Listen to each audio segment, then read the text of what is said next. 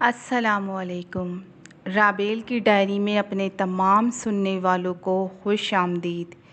حصول برکت کے لیے ایک بار محبت سے عاجزی سے درود پاک پڑھ لیجئے۔ صلی اللہ علی محمد صلی اللہ تعالیٰ علیہ وسلم۔ عزیز ویورز، آج کی کہانی ہمیں شازیہ خان سنائیں گی۔ آئیے انہی کی زبانی کہانی سنتے ہیں۔ میرا نام شازیہ ہے اور میں اندرون سندھ کی رہائشی ہوں۔ مجھے سمجھ نہیں آ رہا میں کہانی کا آغاز کس طرح کروں، کیونکہ یہ کہانی نہیں ہے، ایک حقیقت ہے جو اب ایک خواب بن گیا ہے۔ زرمینہ بھابی ایک نام، ایک شخصیت جو کہ خواب و خیال سی بن گئی ہیں۔ اتنی جلدی اور اتنی اچانک ملک عدم روانہ ہوئیں کہ آج تک یقین نہیں آتا کہ اب وہ ہم میں موجود ہیں یا نہیں۔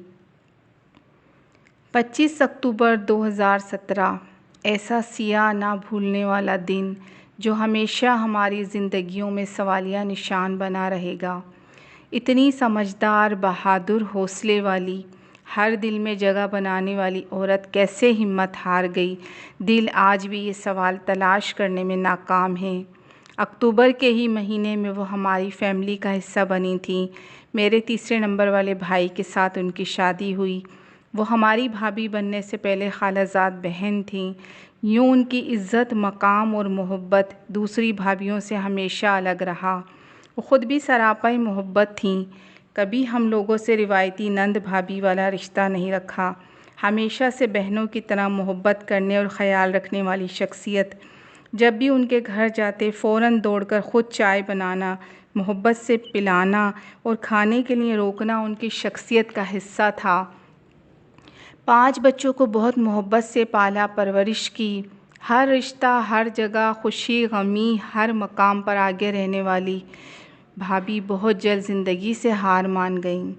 قدرت کا یہی قانون ہے، جو انسان دنیا میں آتا ہے اسے واپس بھی جانا ہے، اور وقت کے ساتھ انسان کو صبر بھی آ جاتا ہے، لیکن بعض اموات دل و دماغ پر ایسے نقوش چھوڑ کر جاتی ہیں جو وقت گزرنے کے ساتھ ہلکے ہونے کے بجائے مزید ابھر کر سامنے آ جاتے ہیں، اور انسان جانے والے کو بھول ہی نہیں پاتا۔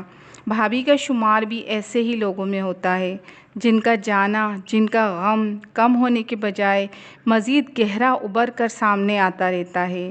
وہ محبتیں بانٹنے والی تھیں۔ بیک بون کی آپریشن کامیاب نہ ہو سکا، اس وجہ سے وہ اٹھنے، بیٹھنے، چلنے پھرنے سے معذور ہونے لگیں۔ یہی وہ عوامل تھے جو انہیں موت کے منہ میں لے گئے، اور افسوس وقت، زندگی، گھر، شوہر، بچوں نے ان کی قدر نہیں کی، اور وہ منو مٹی تلے اپنے ہی ہاتھوں خودکشی جیسا قدم اٹھا کر ہمیشہ کی نیند سو گئیں۔ ان کی موت ایک ایسا اہم سوال ہے جو ان کے ارد گرد رہنے والے، ان کے ساتھ ہر دم رہنے والوں کو ایک پل سوچنا چاہیے۔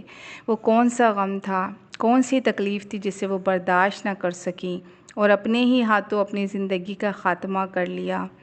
اب ان سے ملنے کی کوئی امید، کوئی آس نہیں ہے۔ چند لمحوں کے لیے وہ کہیں نظر آ جائیں یہ ممکن نہیں۔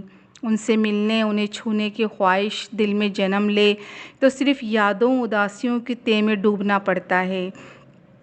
اس صورت میں صرف درد ہوتا ہے، بے قراری ہوتی ہے، ایک کسک ہے جو بے چین و بے قرار رکھتی ہے۔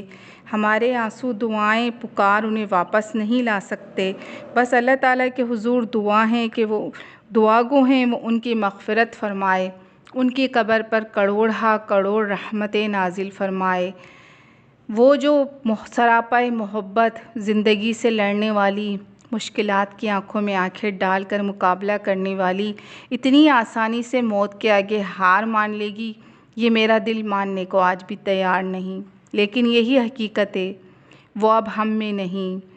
وہ گلوں میں کوئی گلاب تھا، وہ غزل کی کوئی کتاب تھا، واقعی وہ غزل کی کوئی کتاب تھا، اور وہ گلوں میں ہی کوئی گلاب تھا۔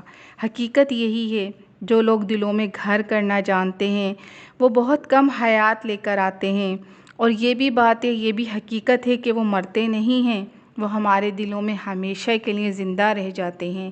ایسا ہی ایک نام ہماری پیاری بھابھی بھی ہیں۔